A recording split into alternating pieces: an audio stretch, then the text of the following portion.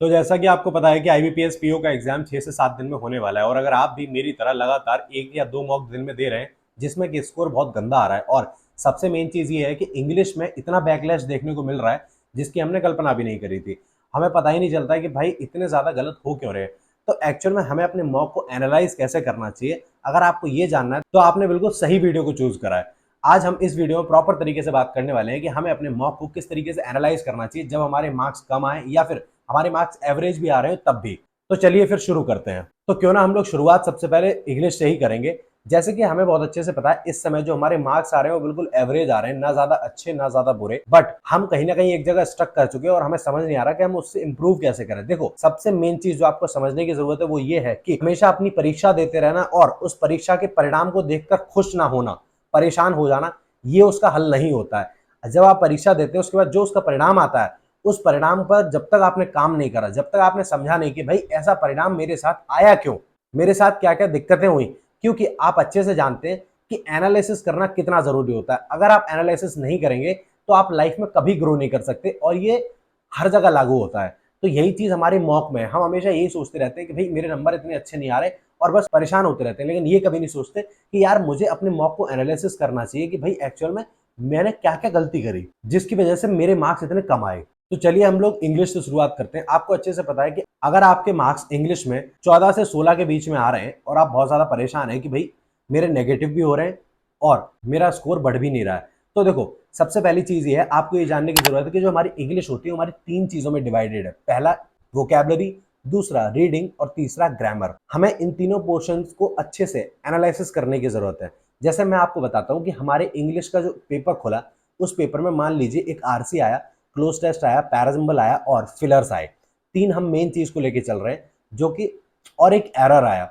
अब क्या हुआ, आरसी में 9 क्वेश्चंस आए थे जिसमें कि हमारे 3 क्वेश्चंस वोकैबुलरी बेस्ड थे, 2 क्वेश्चन ग्रामर बेस्ड थे और बाकी क्वेश्चन इन्फ्रेंस बेस्ड थे।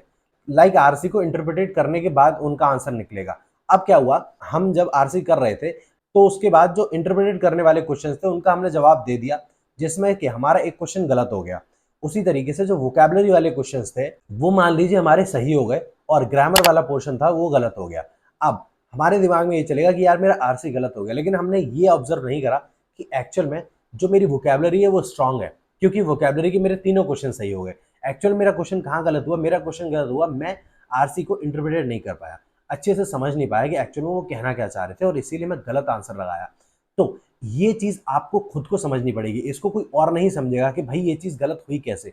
ये आपको रियलाइज करनी पड़ेगी और ये आपको अच्छे से एनालिसिस करना पड़ेगा बैठ के, क्योंकि जब भी आप मॉक दे के बाहर आते हैं, जब आपका स्कोर आता है, स्कोर के नीचे प्रॉपर लिखा होता है कि कौन से सब्जेक्ट में आपने कितने क्वेश्चंस अटेम्प्ट करे और कितने स्किप करे। आप सोचिए, आपके अगर इंग्लिश में नंबर कम आ रहे हैं तो इसका मतलब ये है ना कि आपने क्वेश्चंस या तो स्किप करे होंगे या फिर आपने जो क्वेश्चंस अटेम्प्ट करे वो गलत हुए होंगे।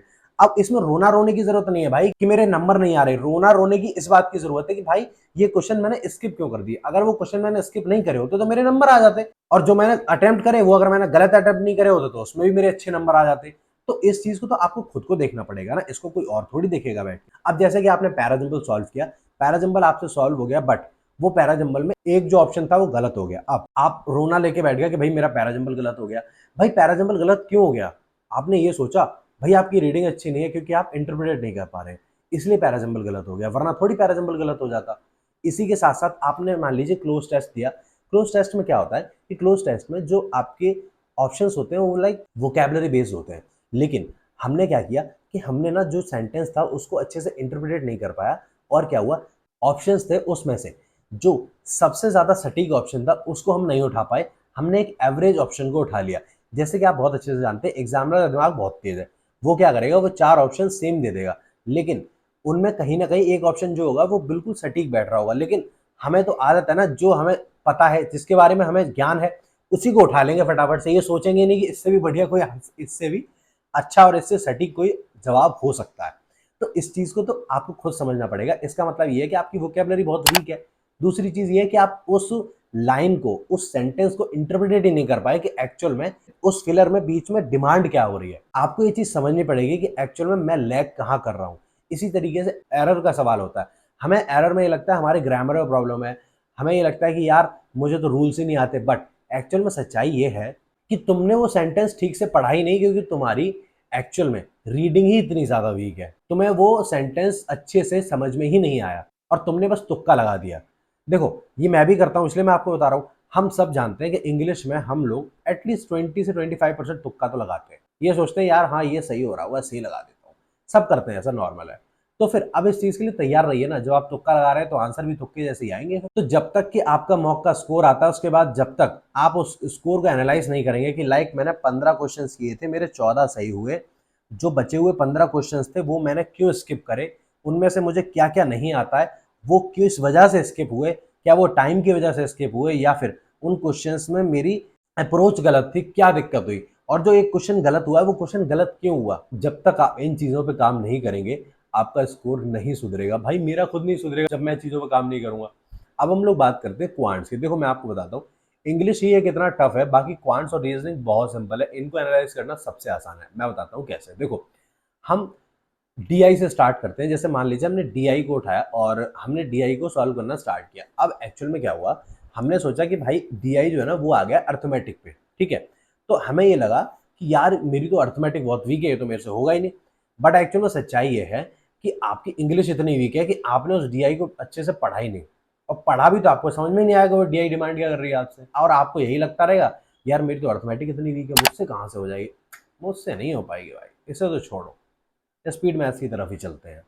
ऐसा होता है, नॉर्मल है, मेरे साथ भी होता है ना। जैसे थोड़ी सी ट्रिकी डीआई दिखती है मैं सोचता हूँ हट जा हट जा हट जा, स्किप कर स्किप कर, ये होता है। अब ये आपको खुद से एनालिसिस करना पड़ेगा बैठ के कि एक्चुअली में मैं लैग किस जगह कर रहा हूँ। जैसे कि मैं आपको बताता हूँ, स्पीड मैथ्स में मैं रॉन्ग नंबर सीरीज में सबसे ज़्यादा लैग करता हूँ।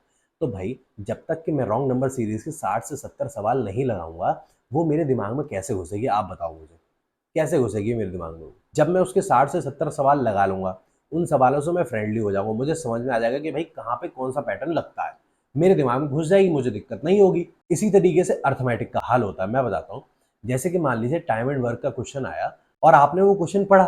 अब एक्चुअल में आपने जब वो क्वेश्चन पढ़ा तो आपको यही समझ में नहीं आया कि वो क्वेश्चन डिमांड क्या कर रहा है, और आप इस बात से परेशान हो रहे हैं कि यार मुझे तो टाइम एंड वर्क आता ही नहीं है। अरे मेरे भाई टाइम एंड वर्क में ऐसा कुछ है नहीं जो तुझे ना आता हो। प्रॉब्लम तो ये है कि तुझे इंग्लिश ही नहीं आती, तुझे वो क्वेश्चन को इंटरप्रेट करना ही नहीं आता, तुझे यही नहीं पता चलता कि एक्चुअली में वो क्वेश्चन डिमांड क्या कर रहा है। अब यार इसके लिए तो कोई और करने वाला है नहीं, इसके लिए तो आपको खुद को करना पड़ेगा। भाई जितना ज्यादा आप रीडिंग करोगे उतना ज्यादा आपकी इंग्लिश से फैमिलियरिटी बढ़ेगी, आपको उतना ज्यादा लैंग्वेज समझ में आएगी। समझ रहे हो ना आप। और दूसरी चीज ये होती है कि आपको ये भी देखने की जरूरत है कि लाइक ऐसा तो नहीं है कि मुझे क्वेश्चन तो सारे आते हैं लेकिन मेरी स्पीड इतनी स्लो है कि वो बन ही नहीं पा रहे। जैसे कि मान लो एक डीआई में जो आपका मैक्सिमम टाइम लगना चाहिए वो मान लीजिए 4 से 4.5 मिनट, थोड़ी सी मॉडरेट डीआई आ जाए तब। वैसे एवरेज डीआई हो तो 3 साढ़े 3 मिनट में हो जानी चाहिए, ठीक है। बट आप सोचिए आप वो डीआई करने में ही अपने 6 से 7 मिनट वेस्ट कर रहे हो और उसके बाद आप बोल रहे हो यार मेरे से तो अर्थमेटिक ही नहीं बनी। भाई अर्थमेटिक के लिए तुमने टाइम छोड़ा, तुम 2 डीआई में 12 से 13 मिनट खा गए। उसके बाद फिर तुमने सोचा लाओ स्पीड मैथ्स कर लेता हूँ, तो उसके बाद तुमने टाइम छोड़ा। जहां जिस स्पीड मैथ्स में तुम्हें 4 मिनट लगने चाहिए वहां तुम 6 मिनट लगा रहे हो, और उसके बाद कह रहे हो यार मेरे से तो अर्थमेटिक नहीं बनती। भाई अर्थमेटिक के लिए टाइम तुमने छोड़ा उसमें, बिल्कुल, ये बताओ जरा। तो तुमको ये भी जानने की जरूरत है कि एक्चुअली मुझे टाइम मैनेजमेंट कैसे करना है। तुम सारा ब्लेम इस बात पे डाल दो कि ये नहीं हो रहा वो नहीं हो रहा, उससे नहीं होगा भाई। एक्चुअल में कमियां हमारे अंदर ही होती हैं। हम सच बात तो ये है कि स्पीड मैथ्स में ही अपना 6 से 7 मिनट लगा देते हैं और उसके बाद फिर बचा हुआ टाइम हम डीआई में दे देते हैं। अर्थमेटिक की तरफ जब तक मूव करके जाते हैं तब तक तो हमारा टाइम खत्म हो जाता है और हम कहते हैं यार मेरी तो अर्थमेटिक बहुत बेकार है, अर्थमेटिक तो मुझसे होती नहीं।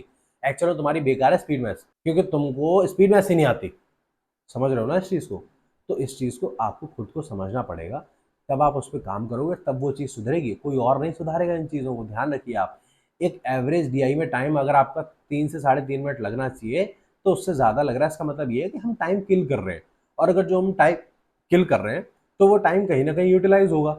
इसी चक्कर में हम जो बचे हुए क्वेश्चन है उनको स्किप कर देंगे, कर ही नहीं पाएंगे, समय ही नहीं बचेगा। 20 मिनट का तो सारा खेल है। इतना तो अब तक आप समझ गए होंगे कि बैंकिंग एग्जाम में खेल तो स्पीड का ही है, वरना क्वेश्चन तो ऐसा कोई भी नहीं है जो आपसे हो ना, ऐसा तो हो नहीं सकता।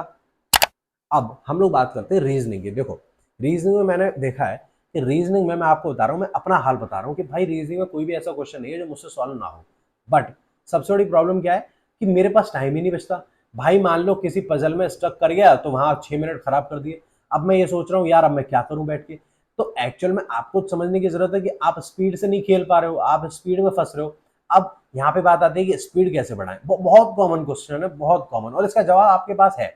एक चीज बताओ, जब हमारे एकेडमिक्स के एग्जाम होते थे तो हम क्या करते थे, हम ना जो सिलेबस हमने पूरी साल नहीं पढ़ा वो हम एक रात पहले पूरा पढ़ के पेपर कैसे दे आते थे और पास कैसे हो जाते थे, पता है? मैं बताता हूँ। ये हमारा ब्रेन ना बहुत तेज है। इसको क्या है, इसको चाहिए एक पागल बनाने वाला आदमी। जैसे कि हमने अपने ब्रेन को उस रात ये समझा दिया कि बेटा अगर आज तो नहीं पढ़ा ना तो कल फेल हो जाएगा। अब ब्रेन को एक डेडलाइन मिल गई कि भाई करना तो पड़ेगा नहीं तो फेल हो जाएगा। तो ब्रेन ना मान लो 5x की स्पीड से चलने लगा। इसी तरीके से टाइमर का खेल होता है। हम बोलते हैं ना टाइमर के साथ, देखो जब तक आप टाइमर के साथ क्वेश्चंस की प्रैक्टिस नहीं करोगे तब तक आपका ब्रेन जो है ना वो ट्रेन ही नहीं होगा, उसको दिखेगा ही नहीं। उसको लगेगा अरे कोई डेडलाइन है ही नहीं। जैसे ही टाइमर चलने लगेगा उसको डेडलाइन दिखने लगेगी, अरे यार भाई 5 सेकंड निकल गई, भाई 10 सेकंड निकल गई, भाई 15 सेकंड निकल गई, और आपका ब्रेन दुगनी स्पीड से चलने लगेगा। यही एक कारण है कि स्पीड को बढ़ाने के लिए आपको टाइमर का इस्तेमाल करना ही पड़ेगा, उसके बिना काम नहीं चलेगा। आप पीडीएफ खोलिए और टाइमर लगाइए और उसके साथ क्वेश्चंस की प्रैक्टिस करिए, अपने आप स्पीड आएगी। रीजनिंग में मैं आपको बता दे रहा हूँ, सारा खेल स्पीड का है। जितनी आपकी अच्छी स्पीड होगी उतने ज्यादा आप अटेम्प्ट कर पाओगे, सिंपल सी बात है। और रही बात पजल्स को समझने की, तो भाई जब तक कि आप कम से कम 200 से 250 पजल नहीं लगा लोगे तब तक आप ये सोचो कि आपको पजल्स में थोड़ी सी भी स्पीड आ जाए, पॉसिबल ही नहीं है। भाई मैं आपको सच बता रहा हूँ, लोगों ने कॉपियां भर दी हैं पजल्स लगा लगा के, लोगों ने 500 600 ऐसे पजल्स लगाए हैं और आप सोच रहे हो कि आप उन्हें बीट कर लोगे। यम पॉसिबल, समझ रहे हो जी? कतई नहीं। आपको मेहनत करनी पड़ेगी। जब तक कि आप हद से ज्यादा पजल नहीं लगाओगे काम नहीं चलेगा। आप खुद समझो। देखो यहाँ पे और भी तरीके के लोग आ जाएंगे, कहेंगे हमें पता ही नहीं चलता कैसे। यार एक चीज बताओ, जिस दिन हमने पहले दिन बाइक चलाना सीखा था तो हमें उसी दिन पता चल गया था कि भाई हमको ऐसे लहरिया कट मारना है और ऐसे घुमा के ऐसे ब्रेक मारना है, ऐसे स्लिप होती जाएगी? नहीं पता चला था ना। कब पता चला?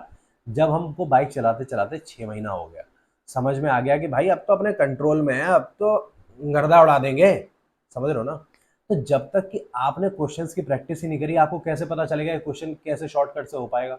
आप सोचते हो यार वो वाला आदमी शॉर्टकट से कैसे कर लेता, सर आप कैसे कर लेते हो शॉर्टकट से? हमें क्यों नहीं पता चल रहा कि भाई कैसे करा जाए? सर से तुलना कर रहे हो? जो सर हर साल 2 फाउंडेशन बैच पढ़ाते हैं, जो हर साल इतने क्वेश्चंस की प्रैक्टिस कराते हैं, तुम यहाँ 4 क्वेश्चन करने के बाद 5वें में ये सोचते हो यार मेरे को ये पता चल जाए कि इसको एलिगेशन से कैसे करा जाता है या फिर इसका शॉर्टकट तरीका क्या है। इन सब चीज़ों से बाहर निकलो, कॉमन सेंस का यूज़ करो थोड़ा सा, है ना? और सारी चीज़ें अपने आप ठीक होती चली जाएगी। मुझे जहाँ तक लगता है कि मैंने मॉक को एनालाइज करने के लिए प्रॉपर अच्छी तरीके से चीज़ें बता दी हैं, बट उसके बावजूद भी अगर कुछ छूट जाता है तो टेंशन मत लो। मैंने इस वीडियो के डिस्क्रिप्शन में एक लिंक डाल रखा है, उस वीडियो में मैंने फुल डिटेल में बात करी है। अगर आप चाहो तो उस वीडियो को एक बार चेकआउट कर लेना, और यहाँ तक आ गए तो चैनल को सब्सक्राइब कर लो, वीडियो को लाइक कर लो और टेलीग्राम चैनल को ज्वाइन कर लो, क्योंकि वहाँ पे स्टडी रिलेटेड कंटेंट की भरमार पड़ी हुई है, ठीक है? और तब तक के लिए पढ़ते रहो, मुस्कुराते रहो। हर हर महादेव।